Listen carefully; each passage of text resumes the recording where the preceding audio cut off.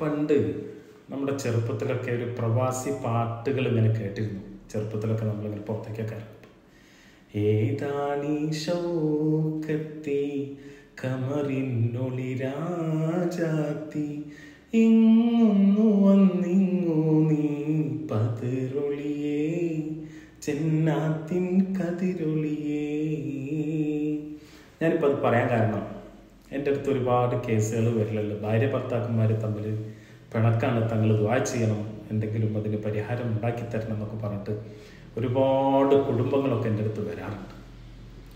അപ്പം ഞാൻ ഈ പാട്ട് പാടാൻ കാരണം, ഗൾഫിലുള്ള ഭാര്യ ഭർത്താക്കന്മാർ തമ്മിലാണോ അതോ നാട്ടിലുള്ള ഭാര്യ ഭർത്താക്കന്മാർ തമ്മിലാണോ കൂടുതൽ ഇണക്കമുള്ളത്? എനിക്ക് തോന്നുന്നു പ്രവാസികൾ ഭാര്യമാരുടെ സങ്കടങ്ങളൊക്കെ കാണാനും കേൾക്കാനും ഒരുപാട് അവർ ചെലവഴിക്കുന്നുണ്ട് സമയം. അതുകൊണ്ട് തന്നെ അവരുടെ ബന്ധങ്ങളും നല്ല സ്നേഹത്തിലായിരിക്കും. കണ്ണകന്നാൽ കൽബകുന്നു എന്നൊക്കെ പറയും എങ്കിലും അവരുടെ മനസ്സിൻ്റെ ഉള്ളിലെ സ്നേഹം അത് വേറെ തന്നെയാണ്. ഒരു നിമിഷം പോലും ആ പരസ്പരം സൗണ്ട് കേൾക്കാതിരിക്കാൻ പറ്റാത്തൊരു അന്തരീക്ഷമാണ് അവരുടെയൊക്കെ ഇടയിലുള്ളത്. രാവിലെയും വൈകുന്നേരത്തും ഉച്ചയ്ക്കൊക്കെ ഇങ്ങനെ വിളിച്ച് ഭാര്യയോടൊക്കെ ഇങ്ങനെ സംസാരിച്ച് അവരുടെ വീട്ടിലെ വിശേഷങ്ങളൊക്കെ ചോദിക്കും. അതേ സ്ഥാനത്ത് നാട്ടിലുള്ള ഭർത്താക്കന്മാരാവട്ടെ ഭാര്യയോട് ഒരു കാര്യത്തിനും ഇടപെടാതെ, അവരുടെ പ്രയാസങ്ങളൊന്നും കേൾക്കാതെ അവനാൻ്റെ വഴി നോക്കി ഇങ്ങനെ പോകുന്ന ഒരു പ്രകൃതമാണ് ഇപ്പോൾ അധികം കാണുന്നത്. കാരണം തിരക്ക് മറ്റുള്ള കാര്യങ്ങളൊക്കെ ആകുമ്പോൾ ഓരോരുത്തർ അവരുടേതായ കാര്യങ്ങളിലേക്കൊക്കെ ഇങ്ങനെ നീങ്ങുക. പക്ഷെ അത് നമ്മുടെ ജീവിതത്തിൽ വലിയ പ്രയാസങ്ങൾ, വലിയ അകൽച്ചയൊക്കെ വരുത്തും. കാരണം ഭാര്യമാർ ആ അടുക്കളയുടെ 4 ചുമരിൻ്റെ ഉള്ളിലിങ്ങനെ നീറിപ്പുകഞ്ഞ് പുകയെത്തും ഇങ്ങനെ നിൽക്കുമ്പോൾ നമുക്കൊക്കെ വേണ്ടി ഭക്ഷണം ഉണ്ടാക്കി തരുമ്പോൾ അവരുടെ മനസ്സിൻ്റെ ഉള്ളിലും ഒരുപാട് സ്വപ്നങ്ങളുണ്ട്, പ്രയാസങ്ങളുണ്ട്. അതൊക്കെ കേൾക്കാൻ നമ്മൾ നിന്നിട്ടില്ലെങ്കിൽ അത് നമ്മുടെ ജീവിതത്തിൽ തന്നെ വലിയ പരാജയമായിട്ട് മാറും. അതാണ് ഇമാം ഗസാലി റഹ്മത്തുള്ളാഹി അലൈഹി തങ്ങൾ നമ്മളെ പഠിപ്പിച്ചത്. കല്യാണം കഴിഞ്ഞാൽ 3 ഭവിഷ്യത്തുകൾ ഒരാൾക്ക് വരും. അതിലൊന്നാമത്തൊക്കെ ഇങ്ങനെ പറയുന്നുണ്ട്, ഹലാലായ ഭക്ഷണം അതിൽ നിന്ന് വിട്ടുമാറി പോവുക. രണ്ടാമത്തൊക്കെ ഇങ്ങനെ പറയുന്നുണ്ട് വഹ്തിമാലിൽ അദാ മിൻഹുന്ന, ഭാര്യയുടെ പ്രയാസങ്ങൾ കേൾക്കാൻ നമുക്ക് സമയമില്ലാതിരിക്കുക.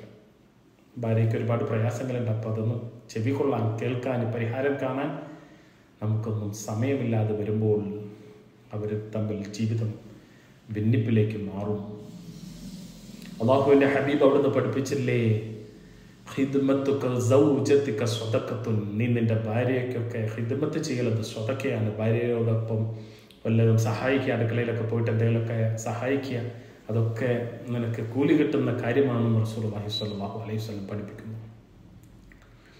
അവിടുന്ന് വേറെ ഹദീസിലൊക്കെ കാണാം, നീ നിന്റെ ഭാര്യയുടെ മുഖത്ത് ഇങ്ങനെ നോക്കി നിൽക്കുക തന്നെ അള്ളാഹുവിൻ്റെ കൂലി കിട്ടുന്ന കാര്യമാണ്. ഇപ്പോഴാണല്ലോ 5 സ്റ്റാർ ഹോട്ടലിലും 3 സ്റ്റാർ ഹോട്ടലിലും അതുപോലെ കടപ്പുറത്തുള്ള റെസ്റ്റോറൻറ്റുകളിലൊക്കെ കാൻഡിൽ ലൈറ്റ് ഡിന്നറൊക്കെ വരാൻ തുടങ്ങിയത്. മെഴുകുതിരിയുടെ ഇങ്ങനെ കത്തിച്ചു വെച്ച് കപ്പിൾസ് പരസ്പരം ഇങ്ങനെ സംസാരിക്കുന്ന രീതിയൊക്കെ, അതൊക്കെ മുമ്പേ റസൂലുള്ളാഹി പഠിപ്പിച്ചു. പരസ്പരം ഇങ്ങനെ മുഖത്തേക്ക് നോക്കി നിന്നാൽ, അതുപോലെ ഞാൻ മുമ്പ് പ്രസംഗിക്കുമ്പോൾ പറഞ്ഞതാണ്, കൈകൾ തമ്മിൽ ഇങ്ങനെ കൂട്ടിപ്പിടിച്ചിട്ട് ഇങ്ങനെ നടന്നു കഴിഞ്ഞാൽ ഈ വിരലിൻ്റെ ഇടയിലൂടെയൊക്കെ അവർ ചെയ്ത പ്രയാസങ്ങൾ, പാപങ്ങളൊക്കെ അല്ലാഹു പൊറുക്കുമെന്ന് ഹദീസിലൊക്കെ കാണാം. അപ്പോൾ ഭാര്യ ഭർത്താക്കന്മാരൊക്കെ നല്ല നിലയ്ക്ക് ജീവിക്കുക, അവരുടെ പ്രയാസങ്ങളൊക്കെ നമ്മൾ കണ്ട് മനസ്സിലാക്കി അതിനൊക്കെ പരിഹാരം കാണുക. അല്ലാഹു തൗഫീഖ് നൽകട്ടെ. നല്ല റാഹത്തുള്ള ജീവിതമൊക്കെ അല്ലാഹു നമുക്കൊക്കെ തുറക്കട്ടെ. അകന്നു പോയ ഹൃദയങ്ങളൊക്കെ അടുത്ത് നല്ല സന്തോഷമുള്ള, നമ്മളെങ്ങനെയാണോ അതിനനുസരിച്ചിട്ടാവും നമ്മുടെ മക്കളൊക്കെ വളരുക. നമ്മളാണ് അവർക്കൊക്കെ മാതൃകയാവേണ്ടത്. അല്ലാഹു തൗഫീഖ് നൽകട്ടെ. അസ്സലാമു അലൈക്കും.